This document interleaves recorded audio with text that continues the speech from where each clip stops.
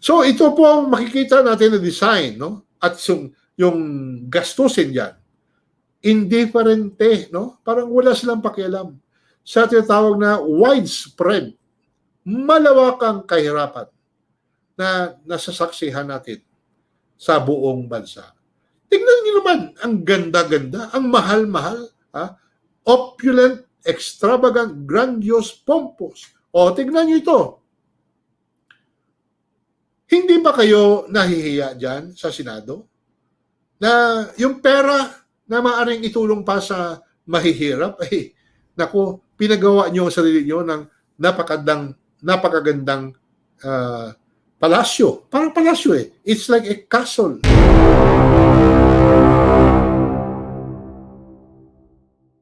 Itong nakaraang linggo, nabasa po natin na talagang pinipilit, no, ng mga senador at gusto nilang gamitin yung kanilang kapangyarihan. Yung tinatawag na power of the purse, yung pitaka, no? Power of the purse. Na nasa kanila yung kapangyarihan na maaari kanilang dagdagan yung pera, yung budget mo o i-approve yung hinihingi mo o kaya nila na kung magkano ang hinihingi mo ay wala kang matatanggap. We call that the power of the purse. Nako, talagang abusado. Gusto nila na kahit na dapat batas lang yung kanilang trabaho dyan, gusto nila makialam pa sa kung paano pinupursige, paano pinapatakbo ng ating gobyerno ang kampanya laban sa CPP-NPA. At ito, they use the power of the purse.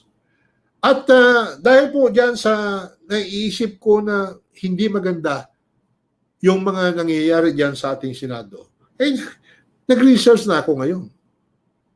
Nag-research ako at naku, nalaman ko na marami na palang kabuloktutan ang nangyayari dyan sa Senado na dapat po mag-isip-isip na tayo. Kung kailangan ba natin ang Senado o hindi. Because as things stand now, no, sa takbo po ngayon ng ating gobyerno, ang Senado ay nagiging sagabal. Nagiging hadlang na sa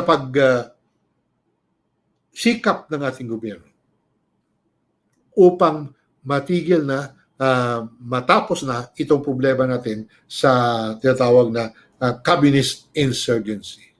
So ano po, ito ang dapat natin pag-usapan para klaro po kasi akala po ng mga senador natin ay they are masters and rulers.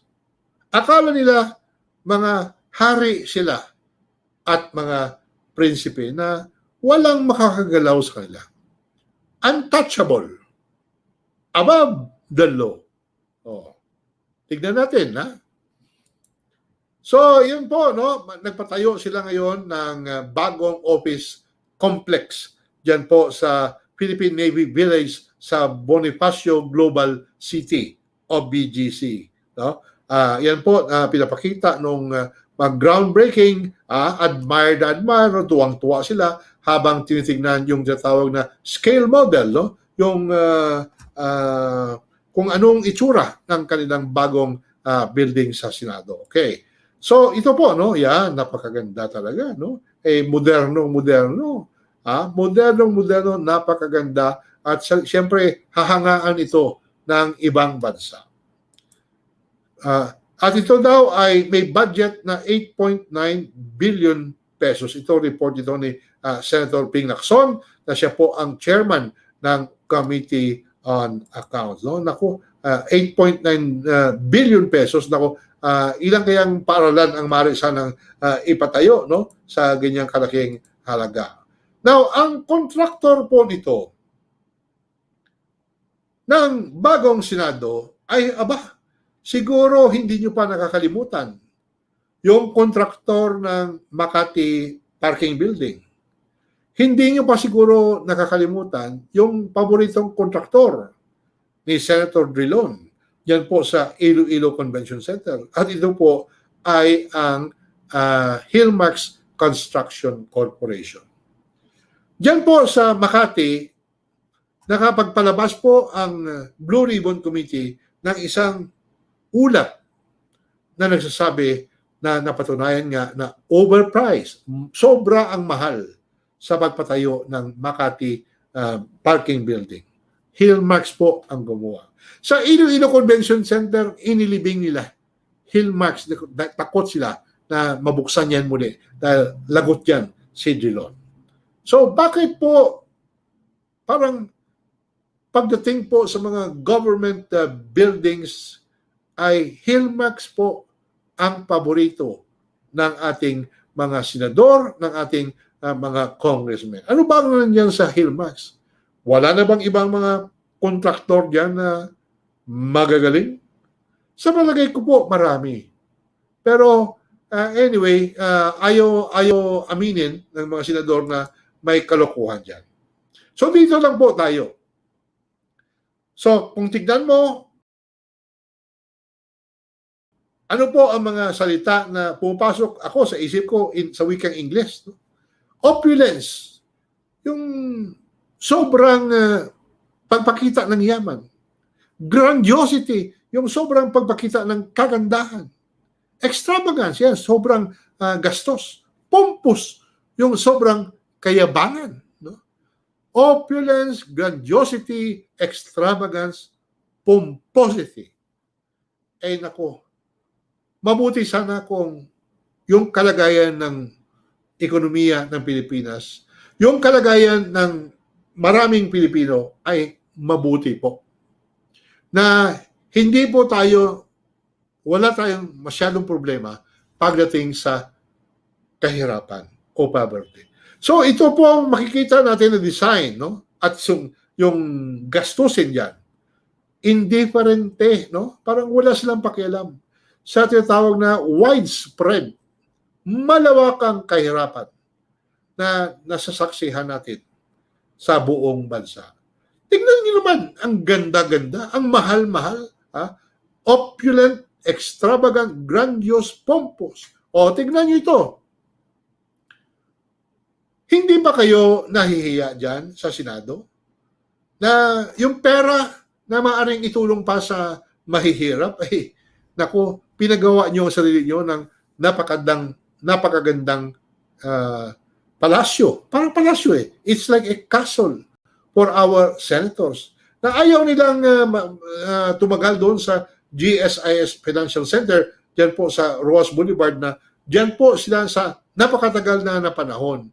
Ay sabi nila, ay nako, ayaw na namin dito, ang tagal na natin dito, gusto namin mas maganda na opisina para sa Senado. So, if we look at this, no, and we look at this, parang disconnect. Na gustong ipakita ng mga senador na aba kami, entitled kami sa pinakamasarap na pagkain, sa pinakalamig na tanggapan, sa pinakamodernong mga gamit sa opisina. Kasi nag-iisip kami palagi.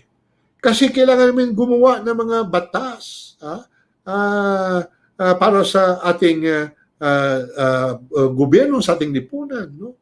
Naku, tingnan mo ito, 8.9 billion, at ito, talagang makakapag-isip tayo. Mabuti naman sana kung nakikita natin na talagang nagtatrabaho sila ng wasto. Na talagang makita natin na sumisikap sila na makahanap ng paraan upang ang mga problemang katulad yan, para mawala na ang mga katulad na mga larawan na yan sa ating lipunan. Na makita natin na araw-araw talagang naghahanap sila ng paraan. Umiisip sila, pinag-iisipan nila kung ano ba ang magandang gawin. Wala naman. No? Ang kanila ay gusto nila putulan ng ulo yung NTF-ELCAC. Gusto nila bawian ng pundo ang NTF-ELCAC dahil galit sila. Ayaw nila o hindi nila nagustuhan yung pagkasabi ni General Antonio Parlade na stupid sila. Pero may karugtong yung pagkasabi ni General Parlade. Sabi niya, stupid sila Pag ginawa nila yon na tanggalan ng pondo ang NTF-ELCAC dahil sa red tagging, no, na issue dahil doon yan nag-ugat sa red tagging. Okay. So, ang project cost 8.9 billion pesos. Ay alam nyo po, yung 8.9 billion, yung ano lang yan, yung civil works, yung kahon. Wala pa po dyan, no? Siyempre, mga bintana nandyan, no? Yung siguro mga elevator, mga aircon, pero wala pa po dyan yung mga sa loob. No? Civil works, shell palang, core, yung tinatawag. So, hindi natin alam kung ano ba o magkano ba ang gagastusin ng Senado para yung sa loob, para mapaganda yung loob, para yung mga lamesa na siyempre kailangan bago. Hindi naman pwede na yung mga lumang gamit nila doon sa kasalukuyang opisina nila ay yun din ang dadalhin nila sa napakabagong opisina nila dyan. No? So hindi na sinasabi yan. Ang 8.9 billion ay ito lang po. Ito lang po yung nakikita rin sa labas. Wala pa ito, yung mga partition dyan, wala pa yan. Yung mga, sa mga opisina, wala pa yan. Yung mga furnitures, wala pa yan. Pati aircon yata, wala pa yan. Dahil core lang daw ito, yung parang kahon lang. No? Yung maganda sa labas, pero sa loob, wala yan. Walang laman.